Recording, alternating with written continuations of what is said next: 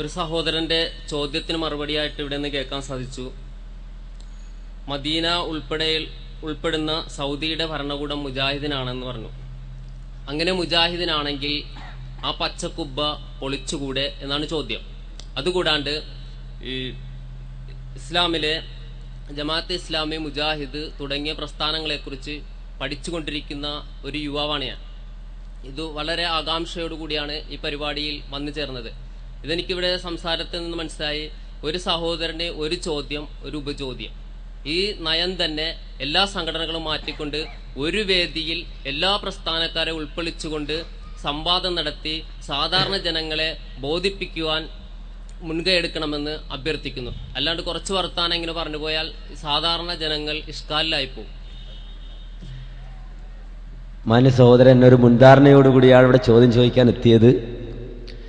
ഈ പരിപാടി ആരംഭിക്കുമ്പോൾ തന്നെ സാധാരണ ഉന്നയിക്കപ്പെടുന്ന ഒരു സാധാരണ ആളുകൾക്കിടയിൽ പറയപ്പെടുന്ന ഒരു പ്രചണ്ഡമായ പ്രചാരമാണ് മുജാഹിദ് പ്രസ്ഥാനം മുഖാമുഖം നടത്തിയാൽ ഒരു ചോദ്യം, ഒരു ഉപചോദ്യം പിന്നെ ചോദിക്കാൻ ചാൻസ് ഇല്ല, ഒരു ചോദ്യവും പിന്നെ അരച്ചോദ്യം എന്നാണ് സാധാരണ പരിഹരിച്ചോട് പറയുന്നത്.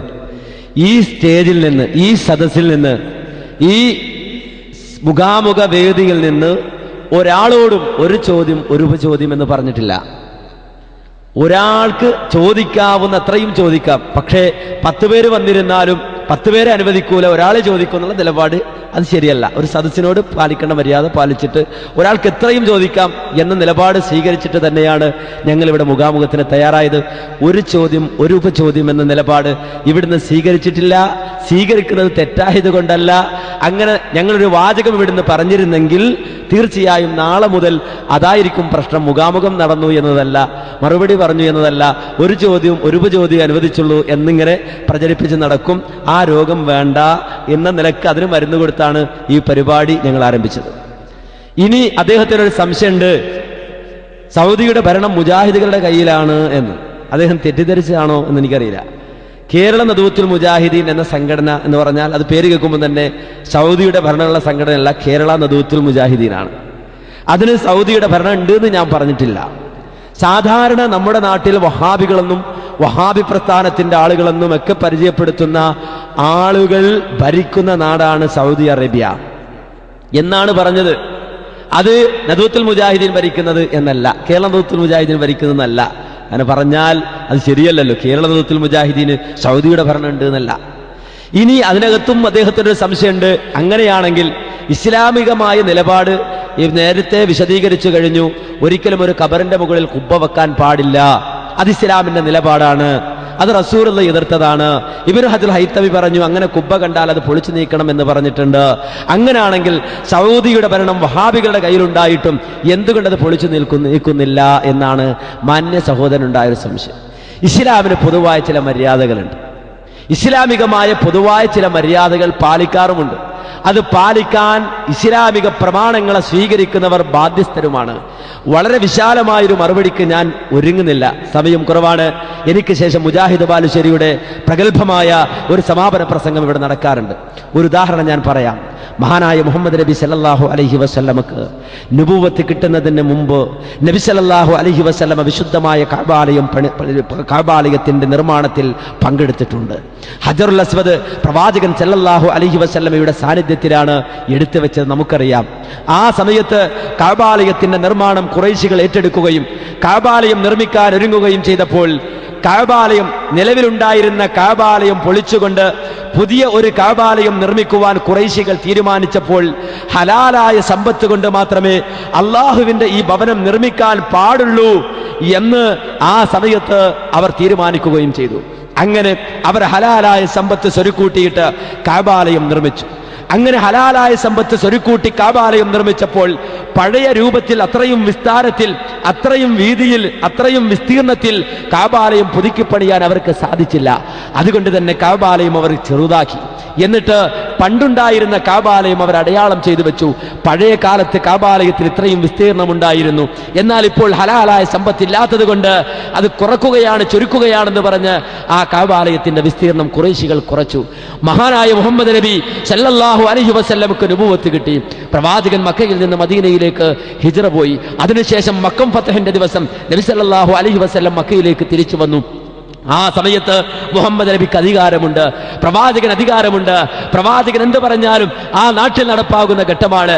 ആ സന്ദർഭത്തിൽ മുഹമ്മദ് നബി സല്ലല്ലാഹു അലൈഹി വസല്ലമ തന്റെ നെഞ്ചകത്ത് സൂക്ഷിച്ച ഒരാഗ്രഹം തന്റെ സഹാബത്തിനോട് പറഞ്ഞു. അല്ല സഹാബത്തെ, പണ്ടൊരിക്കൽ എനിക്ക് നുബുവത്ത് കിട്ടുന്നതിന് മുമ്പ് ഈ കഅബാലയം ഞാൻ പൊളിച്ചിട്ടുണ്ടായി, കഅബാലയ നിർമ്മാണത്തിൽ ഞാൻ പങ്കെടുത്തിട്ടുണ്ടായിരുന്നു. അന്ന് ഈ കഅബാലയം അതിന്റെ യഥാർത്ഥ വിസ്തീർണത്തിൽ നിന്ന് ചുരുക്കിയിരുന്നു. എനിക്ക് ഈ സമയത്ത്, ഞാൻ അധികാരം വാഴുന്ന ഈ സമയത്ത്, ഇനി നിലവിലുള്ള ഇപ്പോൾ നിലനിൽക്കുന്ന ഈ കഅബാലയം പൊളിച്ചിട്ട് പഴയ രൂപത്തിൽ, പഴയ അതേ വിസ്തീർണത്തിൽ ഈ കഅബാലയം പുതുക്കി പണിയണമെന്ന് എനിക്ക് ആഗ്രഹമുണ്ട്. പക്ഷേ ഞാനിപ്പോൾ അത് ചെയ്യാത്തത് എന്തുകൊണ്ടെന്നറിയുമോ? ഈ കഅബാലയം പൊളിച്ച് അതിന്റെ പഴയ വിസ്തീർണത്തിലേക്ക് ഞാൻ വലുതാക്കാത്തത് എന്തുകൊണ്ടെന്നറിയുമോ? ആളുകൾ പറയും, അതേ മുഹമ്മദ് വന്ന് കുഴപ്പങ്ങളുണ്ടാക്കി, ഫിത്നയുണ്ടാക്കി, അവസാനം ഇതാ അവൻ കഅബാലയവും പൊളിച്ചു എന്ന് ആളുകൾ കിംവദന്തി പറഞ്ഞു പരത്തുന്നത് കൊണ്ടാണ് ഞാനത് ചെയ്യാത്തത് എന്ന് മുഹമ്മദ് നബി സല്ലല്ലാഹു അലൈഹി വസല്ലമ കൃത്യമായി തന്നെ കഅബാലയത്തിന്റെ കാര്യത്തിൽ ഒരു നിലപാട് സ്വീകരിച്ചു. പ്രവാചകൻ അങ്ങനെ ഒരു നിലപാട് സ്വീകരിച്ചത് കഅബാലയം പഴയ വിസ്തീർണത്തിലേക്ക് വലുതാക്കണമെന്ന അഭിപ്രായം ശരിയല്ലാത്തത് കൊണ്ടല്ല, ആ നിലപാട് നല്ലതല്ലാത്തത് കൊണ്ടല്ല. നേരെ മറിച്ച് സമൂഹത്തിന്റെ വികാരം നബി സല്ലല്ലാഹു അലൈഹി വസല്ലമ ആ സമയത്ത് മാനിച്ചു. ഇതേ നിലപാട് തന്നെയാണ് ആ കുബ്ബയുടെ കാര്യത്തിൽ സൗദി ഗവൺമെന്റിനുള്ളത്. അവിടുത്തെ കിബാറുകൾ, അവിടുത്തെ പണ്ഡിതന്മാർ പ്രവാചകനോട് കാണിക്കുന്ന അതേ ഒരു കാലഘട്ടത്തിൽ ആ നാട്ടിൽ കടന്നു വന്ന ചില ഭരണകർത്താക്കൾ ചെയ്ത ആ പ്രവർത്തനം അത് ശരിയല്ല, ആ കുബ്ബ പൊളിച്ചു നീക്കണമെന്ന് നിലപാട് സ്വീകരിച്ച പൂർവസൂരികളായ കിതാബുകൾ തിരിയുന്ന, പ്രമാണം തിരിയുന്ന പണ്ഡിതന്മാർ കൃത്യമായി ഫത്വ കൊടുത്തിട്ടുണ്ട്. എന്നാൽ അത് ഉടനടി പൊളിച്ചു നീക്കാൻ ഒരു തീരുമാനമെടുത്താൽ ചില ആളുകൾ അതിന്റെ ഇസ്ലാമിക വിധി അറിയാത്ത, കുബ്ബ നിർമ്മാണത്തിന്റെ ഇസ്ലാമിക വിധി അറിയാത്ത, അത് എങ്ങനെ അവിടെ വന്നു എന്നറിയാത്ത, അത് സഹാബികളാരോ നിർമ്മിച്ചുണ്ടാക്കിയതാണെന്ന് തെറ്റിദ്ധരിച്ചു പോയ ആളുകൾ അവർ കലാപങ്ങൾ അഴിച്ചുവിടും, പ്രശ്നങ്ങൾ അഴിച്ചുവിടും. ആ സമയത്ത് ഏതൊരു നിലപാട് സ്വീകരിക്കണം? ആ നിലപാട് പ്രവാചകൻ കഅബാലയ വിസ്തീർണത്തിന്റെ കാര്യത്തിൽ സ്വീകരിച്ച നിലപാട് സ്വീകരിക്കാം എന്ന രൂപത്തിലാണ് സൗദി ഗവൺമെന്റ് ആ തീരുമാനം പ്രഖ്യാപിച്ചിട്ടുള്ളതും ആ നിലപാടാണ് അവർ സ്വീകരിച്ചിട്ടുള്ളതും. അത് കുബ്ബ ഏത് സ്ഥലത്തും ഏത് ഖബറിന്റെ മുകളിലും നിർമ്മിക്കാമെന്നതിന് തെളിവല്ല. നേരെ മറിച്ച് ആ വിഷയത്തിലുള്ള മാതൃക കൃത്യമായി പ്രവാചകന്റെ കഅബാലയ നിർമ്മാണവുമായി ബന്ധപ്പെടുത്തിക്കൊണ്ട്, യോജിപ്പിച്ചുകൊണ്ട്, ഖിയാസ് ചെയ്തുകൊണ്ട്, ബന്ധപ്പെടുത്തിക്കൊണ്ട് മനസ്സിലാക്കാവുന്നതേയുള്ളൂ. അസ്സലാമു അലൈക്കും വറഹ്മത്തുള്ളാഹി വബറകാതുഹു. അൽഹംദുലില്ലാഹി റബ്ബിൽ ആലമീൻ വസ്സലാത്തു വസ്സലാമു അലാ റസൂലിഹിൽ അമീൻ വഅലാ ആലിഹി വസഹ്ബിഹി അജ്മഈൻ. അമ്മാ ബഅദ്. ഇൻ ഉരീദു ഇല്ലൽ ഇസ്ലാഹ മസ്തതഅതു വമാ തൗഫീഖി ഇല്ലാ ബില്ലാഹി അലൈഹി തവക്കൽതു വഇലൈഹി ഉനീബ്. അല്ലാഹുമ്മ റബ്ബി ഇശ്റഹ് ലി സദ്രി വയസ്സിർ ലി അംരി വഹ്ലുൽ ഉഖ്ദതം മിൻ ലിസാനി യഫ്ഖഹു ഖൗലി. അഊദു ബില്ലാഹി മിനശ് ശൈത്വാനിർ റജീം. ബിസ്മില്ലാഹിർ റഹ്മാനിർ റഹീം. യൗമ ലാ യൻഫഉ മാലും വലാ ബനൂൻ ഇല്ലാ മൻ അത്തല്ലാഹ ബിഖൽബിൻ സലീം. ബഹുമാന്യനായ ഈ യോഗത്തിന്റെ അധ്യക്ഷനും ഈ മുഖാമുഖത്തിന്റെ മോഡറേറ്ററും വിഷയാവതകാരന്മാരും ഉത്തരം നൽകിക്കൊണ്ട് സംസാരിച്ച ഇസ്ലാഹി കർമ്മപാതയിലെ ശ്രദ്ധേയരായ വ്യക്തിത്വങ്ങളെ, മാനവ കുലത്തിലെ സഹോദരീ സഹോദരന്മാരെ, ലോകത്തിൻ്റെ എല്ലാ ഭാഗങ്ങളിലും ശക്തമായ ആശങ്കകൾ പടർന്നു പിടിച്ചിട്ടുള്ള ഒരു വല്ലാത്ത സന്ദർഭമാണ് ഇത്. ഇവിടെ ഇന്ന് കേരളത്തിൻ്റെ ആലപ്പുഴയുടെ ഭാഗമായി ചേർത്തലയിൽ തീവ്രവാദം, ഭീകരത, ഇസ്ലാം 3 സെന്റൻസുകൾ. ഒന്ന് തീവ്രവാദം, മറ്റൊന്ന് ഭീകരവാദം. ഇസ്ലാം, തീവ്രവാദം, ഭീകരവാദം, ഹൈന്ദവത. തീവ്രവാദം, ഭീകരവാദം, ക്രൈസ്തവത. തീവ്രവാദം, ഭീകരവാദം, കമ്മ്യൂണിസം. ഇതെല്ലാം നിങ്ങളൊന്ന് പറഞ്ഞു നോക്കൂ. കുറഞ്ഞ നാളുകളായി തീവ്രവാദം, ഭീകരത ഇസ്ലാമിന്റെ പര്യായ പദങ്ങളായി ഉപയോഗിക്കപ്പെടുന്നു. ഞാനിവിടെ വളരെ വസ്തുതാപരമായി സമയത്തിൻ്റെ ബൗണ്ടറിയിൽ നിന്നുകൊണ്ട് ആകാശബന്ധിതമായ ആത്മാവുമായി പ്രമാണങ്ങളെ മനസാ വാചാ കർമ്മണ അംഗീകരിക്കാനുള്ള ഒരു മാനസികാവസ്ഥയോടെ ഈ ഉച്ചഭാഷണിയിലൂടെ എത്ര അകലങ്ങളിൽ ഈ ശബ്ദം കേൾക്കുന്നുവോ അവരോടെല്ലാം ചില വ്യക്തമായ കൃത്യമായ കാര്യങ്ങൾ ഉത്ബോധിപ്പിക്കാൻ ആഗ്രഹിക്കുകയാണ്. ഇതൊരു നസീഹത്താണ്. കാരുണ്യത്തിൻ്റെ, ആർദ്രതയുടെ, അലിവിൻ്റെ, അനുകമ്പയുടെ പുതിയ ഒരു ലോകത്തേക്കുള്ള ക്ഷണമാണ്. എൻ്റെ മുമ്പിലോ ഇസ്ലാമിൻ്റെ മുമ്പിലോ ഇസ്ലാമിക പ്രബോധകരുടെ മുമ്പിലോ ഞങ്ങൾ നിങ്ങൾ എന്ന വേർതിരിവില്ല. മാനവകുലം ഒരതിമനസ്സായി മനുഷ്യവാസത്തിന്റെ ആരംഭത്തെ സംബന്ധിച്ച് ഖുർആൻ സൂചിപ്പിക്കുന്നത് അപ്രകാരമാണ്. സത്യത്തിൽ ഇന്ന് ഈ ഒരു ഇസ്ലാമിനെ സംബന്ധിച്ച് സവിസ്തരം പ്രമാണങ്ങളുടെ വെളിച്ചത്തിൽ ചർച്ച ചെയ്യുന്ന ഈ 4 ചുവരുകൾക്കുള്ളിൽ ഒതുങ്ങി നിൽക്കുന്ന സ്കൂൾ കോമ്പൗണ്ടിൽ പോലും, സ്ഥാപനത്തിന്റെ കോമ്പൗണ്ടിൽ പോലും പല ആളുകളും പുറത്തു നിന്നുകൊണ്ടാണ് കേൾക്കുന്നത്. ഇവിടെ ഇട്ടിരിക്കുന്ന കസേര മുജാഹിദുകൾക്ക് മാത്രം ഇരിക്കാനാണെന്ന് ഇവിടെ ആരും എഴുതി വെച്ചിട്ടില്ല. നമ്മുടെ മനസ്സിന്റെ സങ്കുചിതത്വമാണ് ഒരു പൊതുവേദി ഒരുക്കി അതിലേക്ക് വിളിക്കുമ്പോൾ പോലും നമ്മുടെ സദസ്സിൽ വന്നിരുന്നാൽ നമുക്ക് നഷ്ടപ്പെടാനൊന്നുമില്ല. വാക്കുകൾ ശ്രദ്ധിച്ചു കേൾക്കുകയും അതിലേറ്റവും നല്ലതിനെ ഹൃദയാന്തരാളങ്ങളിലേക്ക് ആവാഹിച്ചെടുക്കുകയും ചെയ്യുന്ന ആളുകളെ സംബന്ധിച്ച് അല്ലാഹു പറഞ്ഞു, ഉലൈകല്ലദീന ഹദാഹുമുല്ലാഹ് ഉലൈക ഹുമുൽ അൽബാബ്. അവർക്കാണ് നാം ഹിദായത്ത് നൽകുക, അവരാണ് ബുദ്ധിയുള്ളവർ. RSSകാരന്, BJPക്കാരന്, ബജ്റംദളുകാരന്, ശിവസേനക്കാരന്, ഈ നാട്ടിലെ ഹൈന്ദവ, ക്രൈസ്തവ, മുസ്ലിം സമുദായത്തിന് എല്ലാം വന്നു ചേരാവുന്ന മാനവിക കുലത്തിന്റെ ഉന്നതമായ ഒരു ഐക്യത്തിന്റെ വേദി കൂടിയാകണം ഇത്തരം സദസ്സുകൾ എന്ന ആഗ്രഹം നമുക്കുണ്ട്.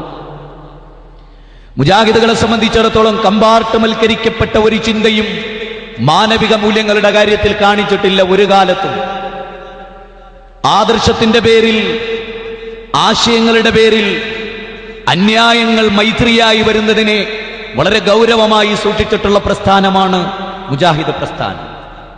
പക്ഷേ മനുഷ്യരോടുള്ള കാരുണ്യം ഒരു മതമെന്ന നിലയിൽ ലോക മീഡിയകളിൽ തിളങ്ങി വിളങ്ങി അനുകൂലമോ പ്രതികൂലമോ ആയ രൂപത്തിൽ ഇസ്ലാമിന് നേരെയുള്ള ശത്രു സൈന്യത്തിന്റെ ദമഷ്ട്രങ്ങൾ അത് മുന്നോട്ട് തള്ളി അതിന്റെ സമസ്ത ഭാവങ്ങളിലും എത്തി നിൽക്കുമ്പോഴും ഇസ്ലാമിക സമൂഹം ജാഗ്രത പുലർത്തേണ്ട വളരെ മൗലികമായ ചില കാര്യങ്ങളെ കുറിച്ചാണ് ഞാൻ സൂചിപ്പിക്കുന്നത്.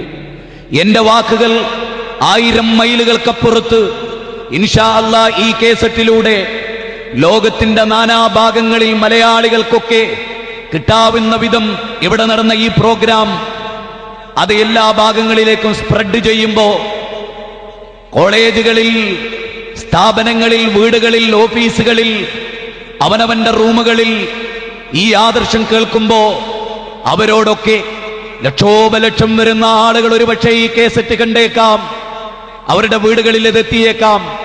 ശാന്തമായി, ഗംഭീരമായി, അർത്ഥഗർഭമായി ജീവിതത്തിന്റെ അർത്ഥതലങ്ങളെ കുറിച്ച് ആലോചിക്കുമ്പോ ഇതൊരു പ്രകാശമായി, ഇതൊരു മഹാവെളിച്ചമായി, കാരുണ്യത്തിന്റെ സാഗരമായി, പുതിയ ഒരു ലോകത്തിന്റെ സെട്ടിപ്പിന് വേണ്ടി ഉതകട്ടെ എന്ന് ആത്മാവിൽ തട്ടി ലോകത്തിന്റെ നാഥനോട് പ്രാർത്ഥിച്ചുകൊണ്ടാണ് ഭീകരതയും തീവ്രവാദവും ഇസ്ലാമും എന്ന പരിപ്രേക്ഷ്യത്തിൽ എന്ന വിഷയത്തിന്റെ ഉള്ളിൽ നിന്നുകൊണ്ട് ഞാൻ നിങ്ങളോട് സംസാരിക്കുന്നത്.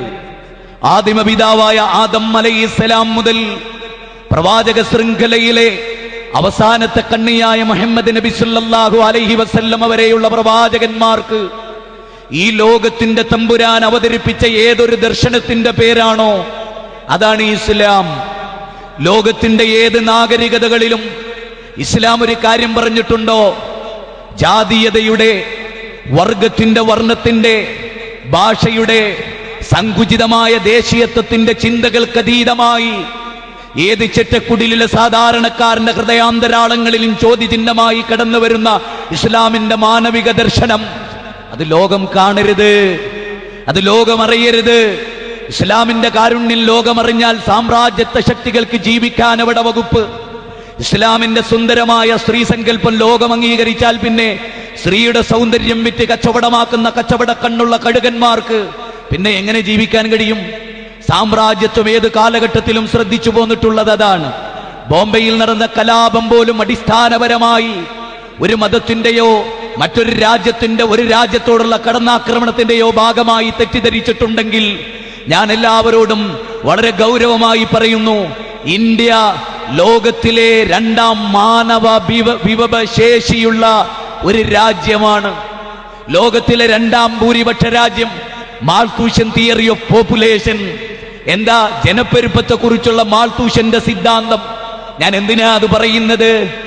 ലോകത്ത് അംഗസംഖ്യ കൂടുന്നതിനനുസരിച്ച് ഒരു ബാപ്പാക്ക് 2 മക്കളുണ്ട്, ഒരാള് മന്ദബുദ്ധിക്കാരൻ, ഒരാള് വികലാംഗൻ. എങ്കിൽ അവരിൽ നിന്ന് പ്രതീക്ഷിക്കാവുന്നത് ഇത്രേ: വികലാംഗനായാലും മഹാബുദ്ധിജീവിയാകാം. 2 മക്കളിൽ ഒരാൾ മരിച്ചാൽ, 2 ആളുകളിൽ ഒരാൾ മരിച്ചാൽ, ഒരാൾ അപകടത്തിൽപ്പെട്ടാൽ, അല്ലെങ്കിൽ 2 ആളുകൾ ആക്സിഡന്റിൽപ്പെട്ടാൽ, 3ാമതൊരു കുട്ടി വരാനില്ലാത്തവരെ സംബന്ധിച്ചിടത്തോളം നെടുവീർപ്പുണ്ടാകും. സഹോദരങ്ങളെ, ഞാൻ പറഞ്ഞത് 7 മക്കളുള്ള ഒരു പിതാവിനെ സംബന്ധിച്ചിടത്തോളം ഒരാൾ കേടുവന്നാലും ഒരാൾ പഠിച്ചില്ലെങ്കിലും ബാക്കി 6 പേര് പഠിക്കുന്നുണ്ടല്ലോ എന്ന് ചിന്തിക്കാം. ഞാനിത് പറയുമ്പോഴും ഇതെന്തിനാ പറയുന്നത് കേട്ടോളൂ.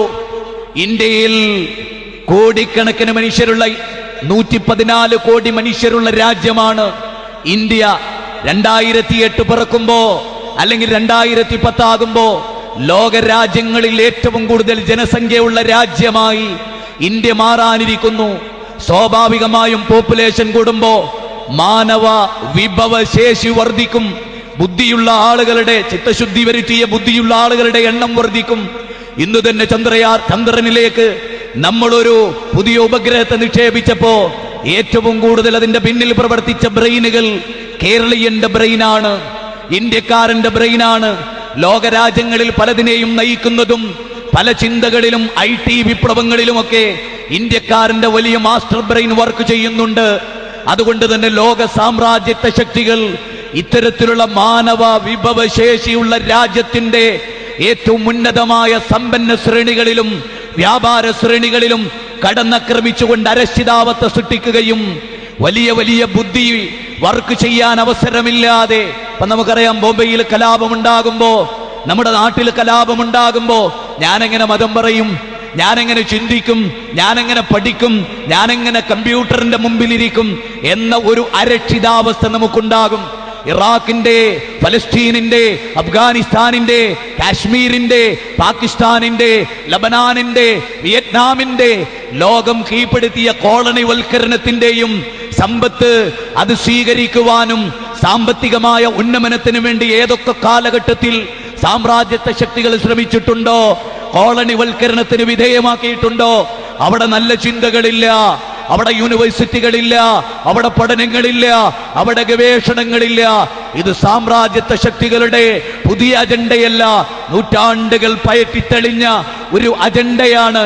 ആ അജണ്ടയാണ് ഇന്ത്യയിൽ പോലും പരീക്ഷിക്കപ്പെടുന്നത് എന്നത് ഇതിന്റെ മറ്റൊരു ഭാഗമാണ്.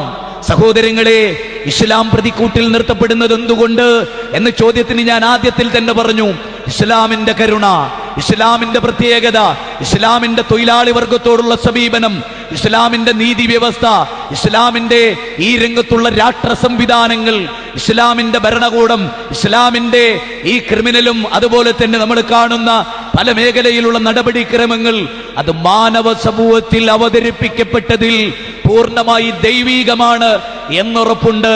അതുകൊണ്ട് ചൂഷണം നടക്കില്ല.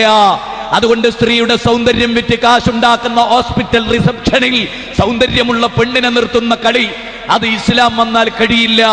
മാംസം വിറ്റ കഴുകക്കണ്ണന്മാർക്ക്, സ്ത്രീയുടെ സൗന്ദര്യം മോന്തിക്കുടിക്കുന്ന കാമാസക്തർക്ക് അത് കഴിയാതെ വന്നാൽ എങ്ങനെ ഉൽപ്പന്നങ്ങൾ വിറ്റയിക്കപ്പെടും? അതുകൊണ്ട് ഇസ്ലാമിനെ പ്രതിക്കൂട്ടിൽ നിർത്തപ്പെടണം.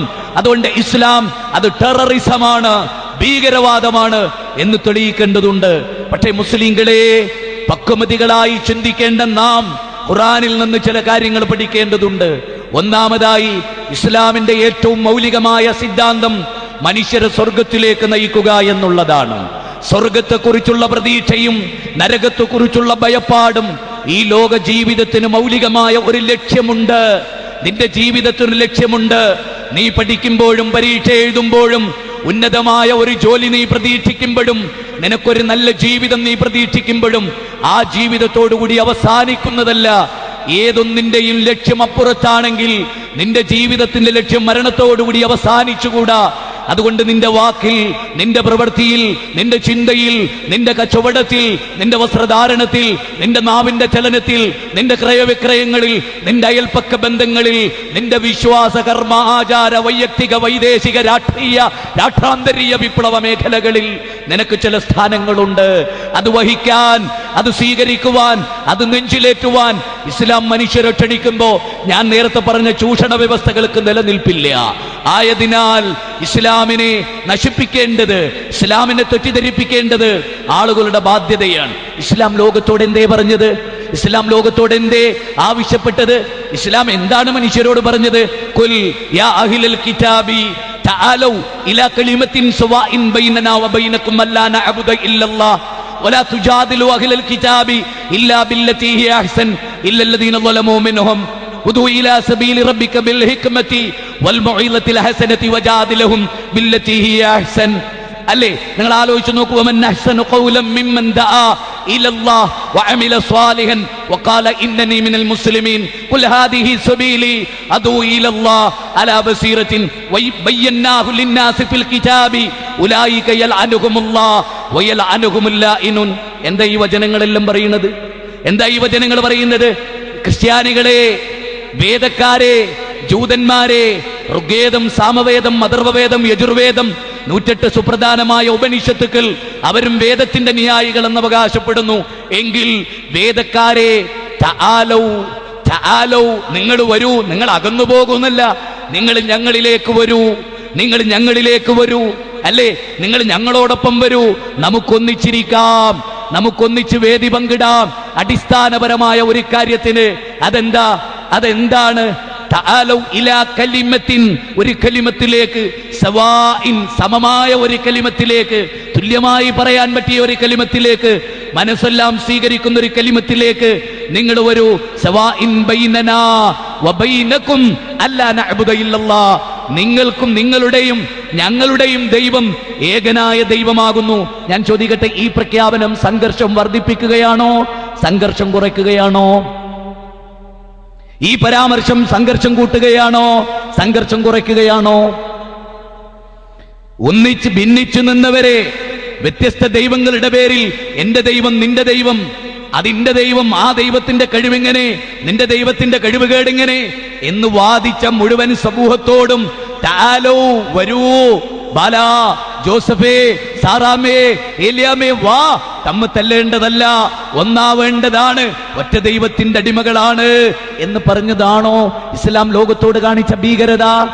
ഇസ്ലാം ലോകത്തോട് കാണിച്ച തീവ്രത ആണോ? അങ്ങ് ബോംബെയിൽ മുമ്പ് ബി.ആർ. അംബേദ്കറിന്റെ പ്രതിമയിൽ ചെരുപ്പ് ചാർത്തിയതിനെ അനാദരിച്ചു, കലാപമുണ്ടായി. ശേഷം ബോംബെയുടെ മഹാരാഷ്ട്ര ഉൾക്കൊള്ളുന്ന പ്രദേശങ്ങളിൽ ബി.ആർ. അംബേദ്കറിന്റെ പ്രതിമ തകർക്കപ്പെട്ടു, 4 പേര് കൊല്ലപ്പെട്ടു. 1400 വർഷത്തിന്റെ പ്രവാചക ചരിത്രത്തിൽ പ്രവാചകന്റെ പ്രതിമ നശിപ്പിച്ചിട്ട് ഒരു ഈച്ചയെ കൊന്നിട്ടുണ്ടോ ഈ മതം? ഇല്ല. എന്തേ ഇല്ലാത്തത്? ഞങ്ങളുടെ നാട്ടിലൊരു ചെല്ലുണ്ട്, നാഗത്തിങ്ങലാന എന്നെ കുത്തില്ല. അതെന്താ മൂപ്പില്ലാലേ? ഞാൻ നാഗത്തിങ്ങൽ ആനന്റെ അടുത്ത് പോവില്ല, പോയാലല്ലേ കുത്തുക, ഞാൻ ആനന്റെ അടുത്ത് പോവില്ല. അതെ, ഞാൻ ടൂ വീലർമെന്ന് പോകൂല. എന്താ ഭാസ്കര, ഞാൻ ടൂ വീലർ കയറൂല, ബാക്കിലും കയറൂല, മുന്നിലും കയറൂല, പിന്നെ എങ്ങനെ ഞാൻ ഇന്ന് പോകുക? ഞാൻ ഇല്ല. ഇസ്ലാം പ്രതിമ നശിപ്പിച്ചിട്ട് ഒരു ഈച്ചരെ കൊല്ലേണ്ട ഗതികേട് ഇസ്ലാമിനില്ല. എന്തേ? പ്രതിമ ഉണ്ടെങ്കിലല്ലേ പൊളിക്കല്, ഉണ്ടെങ്കിലല്ലേ തകരല്? ഇല്ല. ലോകത്തേതെങ്കിലും ഒരു ആചാര്യന് പ്രതിമയില്ലെങ്കിൽ അത് മുഹമ്മദ് നബിക്കാണ്. അതിന്റെ പേരിൽ ലോകത്തിടക്കുന്ന കലാപം കുറച്ചു എന്ന് പറയുന്നത് എന്താണ്? ഇസ്ലാം കലാപത്തെ കുറച്ച് മനുഷ്യർ, ഇസ്ലാമിന്റെ യുദ്ധം പോലും കലാപല്ലാതിരിക്കാനാ, എല്ലാവരുടെയും മനുഷ്യാവകാശത്തിന് വേണ്ടിയാണ്. ഞാൻ നേരത്തെ ചോദ്യത്തിന് ഒരു മറുപടി പറഞ്ഞല്ലോ, ആ ഭരണഘടന രൂപീകരിക്കപ്പെടാൻ വേണ്ടിയാണ് ബദർ ഉണ്ടായത്, ഉഹദ് ഉണ്ടായത്, ഖന്തഖ് ഉണ്ടായത്, ഖൈബർ ഉണ്ടായത്, ഹുനൈൻ ഉണ്ടായത്, മൂത്തയുണ്ടായത്, ഖാദിസിയ ഉണ്ടായത്. 80-ലധികം സൈനിക നീക്കങ്ങളിൽ പ്രവാചകൻ നേരിട്ട് പങ്കെടുത്ത 27 സൈനിക നീക്കങ്ങൾ ഉണ്ടായത് മനുഷ്യാവകാശത്തിനു വേണ്ടിയാണ്. ഇനി വളരെ ഗൗരവമായി മനസ്സിലാക്കുക, ഇസ്ലാമിനെ സംബന്ധിച്ചിടത്തോളം ശ്രീനാരായണ ഗുരുവിന്റെ പ്രതിമ തകർക്കപ്പെട്ടു, പ്രശ്നമുണ്ടായി. പക്ഷെ മുഹമ്മദ് നബിയുടെ പ്രതിമ തകർക്കപ്പെട്ടോ? പ്രശ്നം ഉണ്ടായോ? ഇല്ല. അപ്പൊ പ്രശ്നം കുറഞ്ഞോ? ഇസ്ലാം പ്രശ്നത്തെ കുറച്ചുകൊണ്ടുവന്നോ? എല്ലാ രംഗത്തും കുറച്ചുകൊണ്ടുവന്നോ? അതെ. അവിടെയാണ് ഇസ്ലാമിന്റെ ആദർശത്തിന്റെ മഹത്വം. അത് നേരത്തെ ഇവിടെ സൂറത്ത് ബഖറയിലെ 272-ാമത്തെ വചനം, ലൈസ അലൈക, അല്ലേ, നിങ്ങൾക്ക് ഇവർക്ക് ഹിദായത്ത് കൊടുക്കേണ്ട കാര്യമില്ല. പിന്നെയോ, വമാ തുൻഫിഖൂ മിൻ ഖൈറിൻ ഫലിഅൻഫുസികും വമാ തുൻഫിഖൂന ഇല്ലാ ഇബ്തിഗാഅ വജ്ഹില്ലാ. നിങ്ങൾ ചോറ് കൊടുക്കണോ ചായ കൊടുക്കണോ ആളെ ദീനിൽ കൂട്ടാനല്ല, കുറെ കൊടുത്തു നോക്കി. ഇസ്ലാം സ്വീകരിക്കുന്നില്ല അച്ഛനും അമ്മയും, അതുകൊണ്ട് മക്കൾ എന്ത് ചെയ്തു? തരൂല തീരുമാനിച്ചു. 15ഓളം വ്യാഖ്യാന കുറിപ്പുകളാണ് ആയത്തിനുള്ളത്. ഖുർത്തുബിയൊക്കെ വ്യാഖ്യാനിച്ചിട്ടുണ്ട്. എന്താണ് അവിടെ പറയുന്നത്? മക്കള് മാതാപിതാക്കളെ നല്ലോണം നോക്കി. അവർ അമുസ്ലിങ്ങളായിരുന്നു, അവർ മുസ്ലിങ്ങളാവുന്നില്ല എന്ന് കണ്ടപ്പോൾ നിർത്തിവെച്ചു. അള്ളാഹ് പറഞ്ഞു, ചോറ് കൊടുക്കണോ ചായ കൊടുക്കണോ മത്ത് കൂട്ടാനല്ല, അത് നിനക്ക് സ്വർഗം കിട്ടാനും പുണ്യം കിട്ടാനാണ്. That's all. യുത്ഇമൂന ത്വആമ അലാ ഹുബ്ബിഹി മിസ്കീനൻ വയതീമൻ വഅസീറാ ഇന്നമാ നുത്ഇമുകും ലിവജ്ഹില്ലാ ലാ നുരീദു മിൻകും ജസാഅൻ വലാ ശുകൂറാ ഇന്നാ നഖാഫു മിർ റബ്ബിനാ യൗമൻ നബൂസൻ കംതരീറാ. സ്വന്തം വയറിനെ പട്ടിണിക്കിട്ട് പാവപ്പെട്ടവന് ചോറ് കൊടുക്കുന്ന മനുഷ്യ, അള്ളാന്റെ വജ്ഹ് ഉദ്ദേശിച്ച് അവരുടെ ഭംഗിവാക്ക്, അവരുടെ നന്ദി വാക്ക് അതൊന്നും പ്രതീക്ഷിക്കാതെ ചോറ് കൊടുക്കുന്ന മനുഷ്യരെ, ബന്ധനസ്ഥരെ സഹായിക്കുന്ന മനുഷ്യരെ, നിങ്ങൾക്കുള്ളതാ സ്വർഗം എന്ന് പഠിപ്പിച്ച 76-ാം അധ്യായം സൂറത്ത് ഇൻസാൻ 8-10 വരെയുള്ള വചനം. അപ്പൊ ഒരു മുസ്ലിമിന് ഒറീസയിൽ ചോറ് കൊടുത്തിട്ട് ഒരു മതപരിവർത്തനം, അതാണല്ലോ നമ്മുടെ രാജ്യത്തെ ഏറ്റവും വലിയ വിവാദങ്ങളിലൊന്ന്. ഇസ്ലാമിന് ഇല്ല. നേരത്തെ ഇവിടെ അനുസുമൗലവി മറുപടി പറഞ്ഞപ്പോ സൂറത്ത് യൂനസ് 10-ാം അധ്യായം 99-ാമത്തെ വചനം ഉദ്ധരിച്ചിരുന്നു. കുല്ലുഹും ജമിയ, എല്ലാരും മുഅ്മിനാകാൻ. അങ്ങനെ ഒരു പദ്ധതി നിങ്ങളെ ഏൽപ്പിച്ചിട്ടില്ല. അത് അള്ളാന്റെ ഡ്യൂട്ടിയാണ്. അള്ളാഹ് വിചാരിച്ചിരുന്നുവെങ്കിൽ എല്ലാവരെയും, ഈ ഭൂമിയിലെ മൻഫില്ലർ, ഈ ഭൂമിയിലെ മുഴുവൻ ആളുകളെയും അള്ളാഹു മുസ്ലിങ്ങളാക്കിയിരുന്നു. പടച്ചോൻ അങ്ങനെ ഉദ്ദേശിച്ചിട്ടില്ല. പടച്ചോൻ ഒരു പരീക്ഷണമാക്കി വെച്ചു. പടച്ച തമ്പുരാൻ ഒരു പരീക്ഷണമാക്കി അതിനെ വെച്ചു. ഇത് വളരെ പ്രധാനമായ ഒരു കാര്യമാണ്. അതുകൊണ്ട് തന്നെ ലാ ഇക്റാഹ ഫിദ്ദീൻ, മതത്തിൽ ബലാത്കാരമില്ല, മതത്തിൽ ബലാത്കാരമില്ല, ഒരു നിലക്കും ബലാത്കാരമില്ല മതത്തിൽ. ലാ ഇക്റാഹ ഫിദ്ദീൻ ഖദ് തബയ്യന അർ-റുശ്ദു മിനൽ ഗയ്, നന്മയും തിന്മയും വേർതിരിഞ്ഞിട്ടുണ്ട്. ഭാസ്കരന്റെ മുമ്പിൽ, ജോർജിന്റെ മുമ്പിൽ, VS അച്യുതാനന്ദന്റെ മുമ്പിൽ, ഇന്ത്യയുടെ പ്രധാനമന്ത്രി മൻമോഹൻ സിംഗിന്റെ മുമ്പിൽ, ഒബാമയുടെ മുമ്പിൽ, ലാൽ കൃഷ്ണ അദ്വാനിയുടെ മുമ്പിൽ, വിനയ് കത്യാറിന്റെ മുമ്പിൽ, അശോക സിംഗാളിന്റെ മുമ്പിൽ ധൈര്യമായി കയറിച്ചെന്ന് ദൈവത്തിലേക്ക് ക്ഷണിക്കാനാണ് ഞങ്ങൾ വന്നത്. ഭാസ്കരന്റെ ദൈവത്തിലേക്കല്ല, പഞ്ചായത്തിന്റെ ദൈവത്തിലേക്കല്ല, ഗ്രാമീണന്റെ ദൈവത്തിലേക്കല്ല, ദേശത്തിന്റെ ദൈവത്തിലേക്കല്ല. പിന്നെയോ ഓം സദേ സമസ്തേ, സർവലോകാശ്രയായ, സർവലോകത്തെയും ആശ്രയിക്കാൻ പറ്റിയ ഒരു ദൈവം, ഈ വിശ്വത്വം മുഴുവനും സൃഷ്ടിച്ച ഹിരണ്യഗർഭൻ അല്ലേ? ഋഗ്വേദം 10-ാം മണ്ഡലം 121-ാമത്തെ സൂക്തം 1-ാമത്തെ ഋക്ക്. ആ സിട്ടാവ് ഹിന്ദുവിന്റെയും മുസ്ലിമിന്റെയും ക്രിസ്ത്യാനിയുടെയും സിട്ടാവ്. ഭാസ്കര, ഡാ ഡാ ഞാനും നീയും സഹോദരനാണടാ, ആദമിന്റെ മക്കളാണടാ. കാനന്നാസു ഉമ്മത്തൻ വാഹിദ, കാനന്നാസു ഉമ്മത്തൻ വാഹിദ. മനുഷ്യ സമുദായം ഒരേക സമുദായമായിരുന്നു, ഒറ്റ തറവാട്ടിലെ മക്കളായിരുന്നു. ആ തറവാട് ഇടിഞ്ഞു പൊളിഞ്ഞു കിടക്കുക. അങ്ങോട്ട് കയറി ചെല്ലണം. ആർക്ക്? ആർക്ക്? ലോകത്തെ മുഴുവൻ മനുഷ്യർക്കും, 714 കോടി ജനങ്ങൾക്കും ഒന്നിച്ച് കൈപിടിച്ച് ആനന്ദിച്ച് സന്തോഷിച്ച് ആ തറവാട്ടിലേക്ക് കയറി ചെല്ലണം. ഖുർആനിന്റെ 2-ാം അധ്യായം 213-ാമത്തെ വചനമാണ്. ഇന്നഹാദിഹി ഉമ്മത്തുക്കും ഉമ്മത്തൻ വാഹിദ. മനുഷ്യ സമുദായം ഒരേക സമുദായമാണ്. വിശുദ്ധ ഖുർആൻ 23-ാം അധ്യായം അല്ലേ, 52-53-ാമത്തെ വചനമല്ലേ? എല്ലാവരും ഒരേ സമുദായത്തിലെ അംഗങ്ങളാണ്, ആദമിന്റെ മക്കളാണ്. യാ അയ്യുഹന്നാസ് ഇത്തഖു റബ്ബക്കുമുല്ലദീ ഖലഖകും മിൻ നഫ്സിൻ വാഹിദ വഖലഖ മിൻഹാ സൗജഹാ വബസ്സ മിൻഹുമാ റിജാലൻ കസീറൻ വനിസാഅ. ഒരാത്മാവിൽ നിന്നാണ് നിങ്ങളൊക്കെ സൃഷ്ടിച്ചത്. അപ്പൊ ഈ ലോകത്ത് നേരത്തെ ചോദ്യം ചോദിച്ച RSS കാരൻ ആരാ?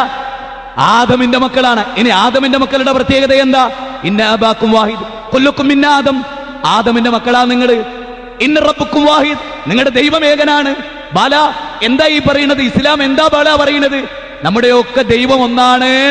സുരേന്ദ്ര, ദേവദാസെ, ശ്രീകൃഷ്ണപിള്ളെ, എല്ലാരോടും സുദർശ, ഉമാഭാരതി, ലാൽ കിട്ടാദ്വാനി, വിനയ് കത്യാർ, അശോക സിംഗാൾ, അല്ലെ, ബാൽ താക്കറെ, രാജ് താക്കറെ, താക്കൂർമാർ, പുരോഹിതമാർ, എല്ലാവരോടും ഇസ്ലാം പറയുന്നത് എന്താ?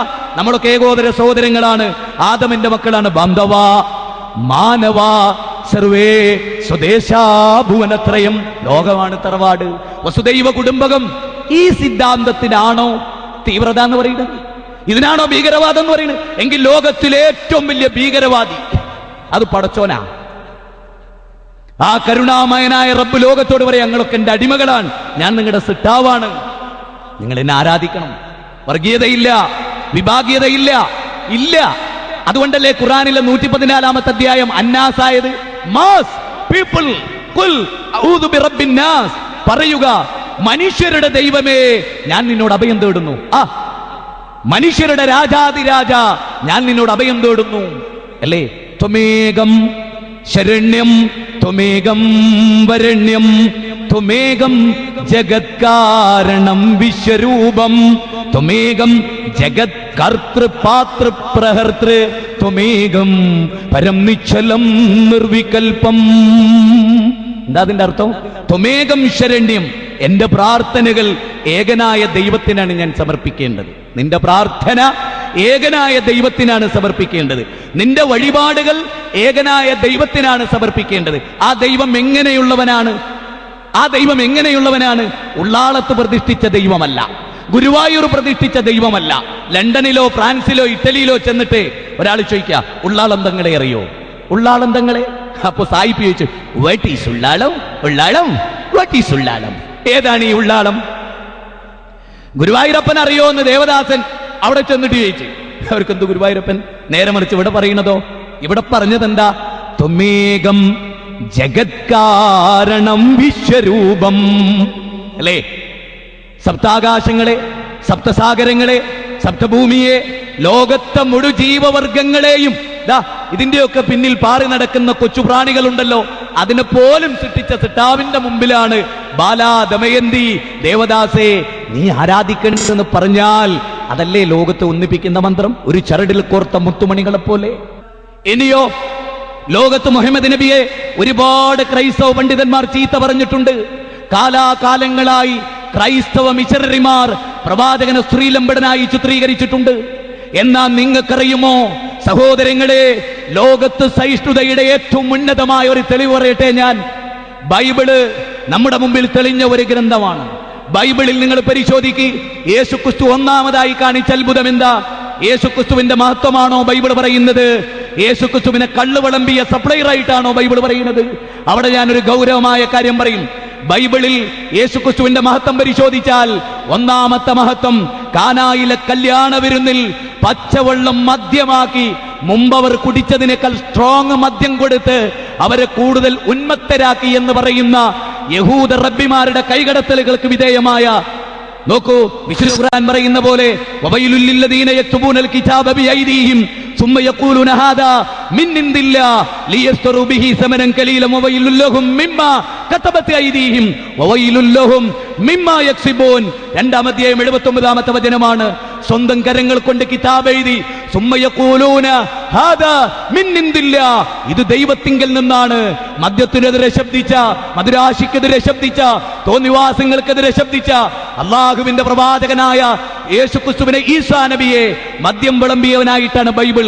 എന്നാൽ ഖുർആൻ അദ്ദേഹം കാണിച്ച ഒന്നാമത്തെ അത്ഭുതം, എന്റെ പ്രിയപ്പെട്ട ക്രൈസ്തവ, മുഹമ്മദ് നബിയെ കുറ്റപ്പെടുത്തുന്ന നീ, മുഹമ്മദ് നബിയെ യുദ്ധക്കൊതിയനായി അവതരിപ്പിക്കുന്ന നിന്റെ ആളുകൾ, നിന്റെ നേതാക്കന്മാർ, ആലോചിക്ക്. യേശുക്രിസ്തു ഖുർആനിൽ വാ, യേശുക്രിസ്തുവിന്റെ ഒന്നാമത്തെ മഹത്വം എന്താ?